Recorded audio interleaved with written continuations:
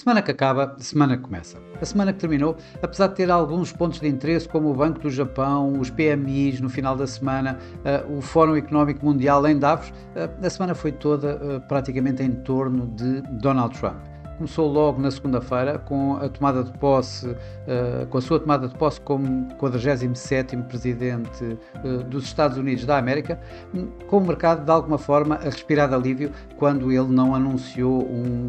tarifas mais generalizadas como se receava ainda aqui há uns tempos atrás. Claro que anunciou continua a anunciar os tais 10% sobre produtos chineses, 25%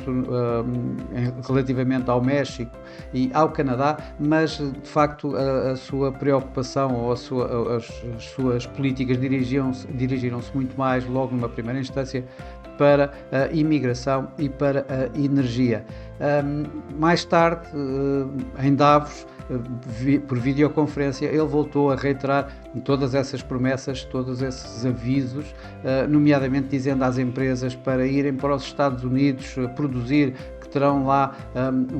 condições bastante melhor, com tarifas, com impostos bastante mais baixos, e se não o fizerem, que é uma prerrogativa deles, irão fazer face às tarifas que ele irá impor. Também voltou a referir as situações de Canadá como um dos estados, o 51º estado norte-americano, continuou a ter uma atitude mais agressiva sobre o canal do Panamá, portanto, tudo isso ele foi Donald Trump em toda a sua extensão, naquilo que nós já tínhamos visto anteriormente. Referiu-se à guerra, dizendo que os preços do petróleo têm que cair, disse que iria pedir à OPEP para baixar os preços do petróleo e que a Rússia, com preços do petróleo bastante mais baixos, seria obrigada mesmo a acabar com a guerra na Ucrânia, que tem estado a vitimar milhares de pessoas. Ele ainda referiu as taxas de juros, dizendo que vai ter, no momento oportuno, uma palavra com Jerome Powell, de forma, digo eu, para tentar fazer baixar as taxas de juros que ele mantém, que estão bastante elevadas. Claro que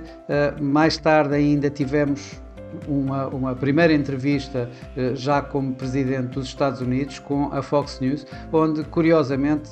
veio ter, digamos, um posicionamento mais brando, dizendo inclusive que preferia não impor as tais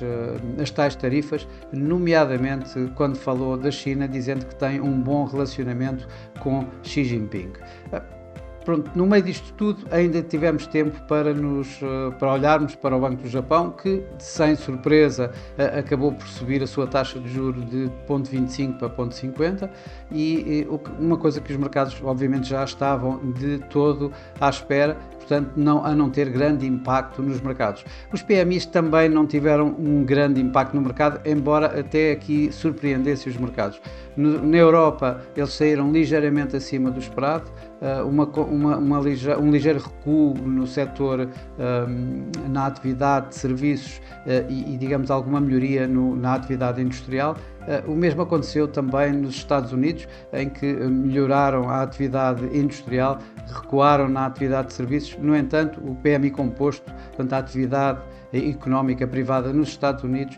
melhorou e passou mesmo a terreno de expansão quando estava em contração. No Fórum Económico Mundial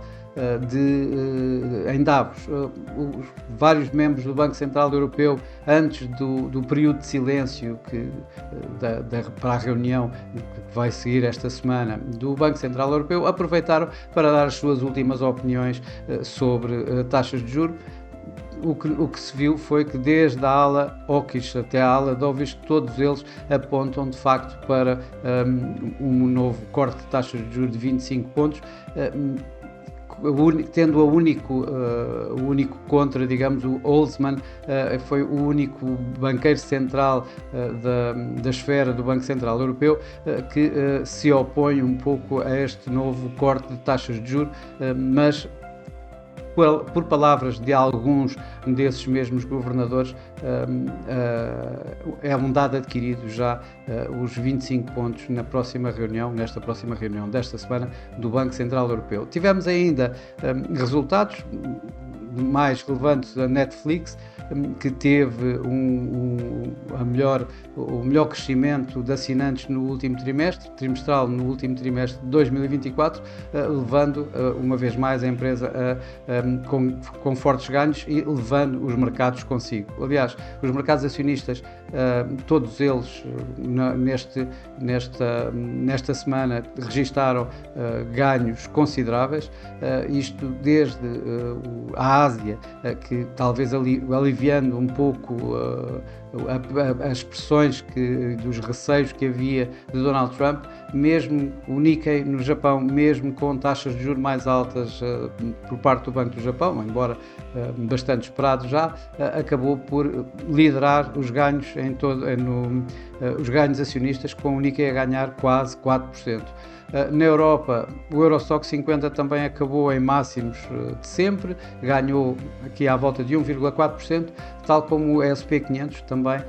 registra máximos e ganhou esta semana aqui à volta de 1,7%. Já nós aqui em Portugal, o PSI 20 negociou em contraciclo, perdendo um pouco menos de 1%, pressionado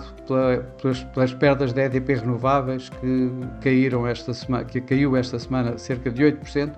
enquanto a Altri ganhou um pouco mais de 10% durante esta semana. No mercado cambial, a principal surpresa, não diria surpresa, mas o maior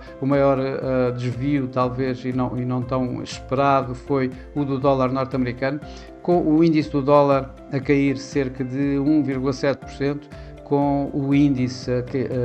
a baixar dos 109, como começou a semana, para terminar à volta de 107. Isto no euro-dólar, que tinha começado a semana ligeiramente abaixo de 1,03 e acaba a semana em torno de 1,05, o que já não fazia há alguns meses. Em ganhos, do outro lado, esteve a Libra, que ganhou mais de 2%. A Eurolibra caiu de um máximo feito esta semana à volta dos 84,70 para os 84 no final da semana, enquanto o cable, portanto a Libra-dólar, ou seja, a Libra face ao dólar, ganhou desde a volta dos 1,22 até 1,25 durante esta semana. O Yen, apesar do Banco do Japão ter subido taxas de juros, ficou pouco alterado, eu diria que até perdeu alguma coisa. O dólar-yen manteve-se toda a semana a negociar em torno de 156 e o euro-yen acompanhou de alguma forma um pouco aqui o euro-dólar e veio de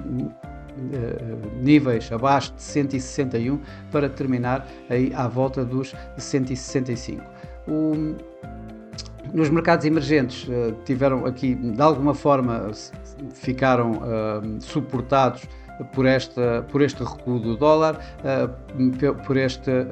digamos, não avançar com tarifas, nomeadamente o peso mexicano ganhou esta semana, face ao dólar, cerca de 2,5%,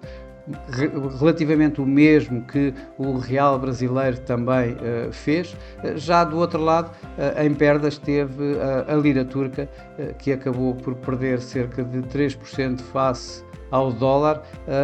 isto depois do seu Banco Central durante esta semana também ter voltado a cortar taxas de juros em 2,5%, passando de 47,5% para 45%.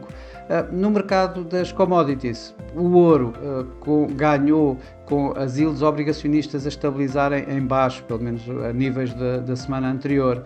dos mínimos da semana anterior, com o dólar também a cair, acabou por ser impulsionado e terminou a semana a ganhar um pouco mais de 1%. Já o petróleo, com os inventários dos Estados Unidos continuarem a aumentar, com Donald Trump a anunciar as tais vontades de produzir mais, acabou por levar a mais pressões sobre o preço do petróleo, não esquecendo ainda que Donald Trump continua a dizer que vai tentar exercer influência na OPEP de forma a que baixem os preços do petróleo. Claro que isso acabou por levar o Brent a cair aqui à volta de 2,9%, à volta de 3%, com o WTI ainda a cair um pouco mais do que isso. A próxima semana vai ser bastante preenchida de dados e de eventos. Começamos, como sempre, logo com Donald Trump. Provavelmente vamos ter bastante mais ruído a sair da Casa Branca, tal como aconteceu na primeira semana. Esta segunda semana também provavelmente vai ser bastante fértil em novas ordens executivas do Presidente. Vamos ver como é que vai continuar a abordar o tema das tarifas. Não nos podemos esquecer que ele apontou para o dia 1 de fevereiro, portanto o final da semana, para iniciar as tais tarifas no Canadá, no México e na China. Já na Ásia, os mercados chineses irão estar de fora em festejo do Ano Novo Lunar, levando a uma redução na liquidez nos mercados dessa área geográfica. Bom, em termos de dados macroeconómicos, vamos ter uma semana bastante preenchida de dados desde os Estados Unidos à zona euro, à Ásia e dos mais variados. No entanto, os que maior impacto são esperados fazer no mercado durante esta semana irão ser os dados de crescimento económico tanto nos Estados Unidos como na Europa, o PIB. O PIB do último trimestre de 2024 nos Estados Unidos deverá, pelo menos as expectativas são essas, de que mostre uma subida de 2,7% no crescimento económico, recuando dos 3,1% mostrados no trimestre anterior, enquanto na Europa não vamos passar mais do que um crescimento de 0,1%, recuando dos 0,4% mostrados no trimestre anterior. Vamos ter ainda dados da inflação. Temos a medida preferida da inflação do Fed, que deverá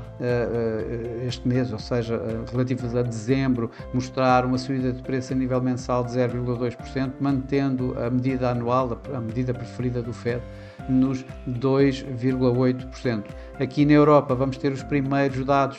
da inflação, que só na outra semana teremos os agregados do euro, mas vamos ter os primeiros dados esta semana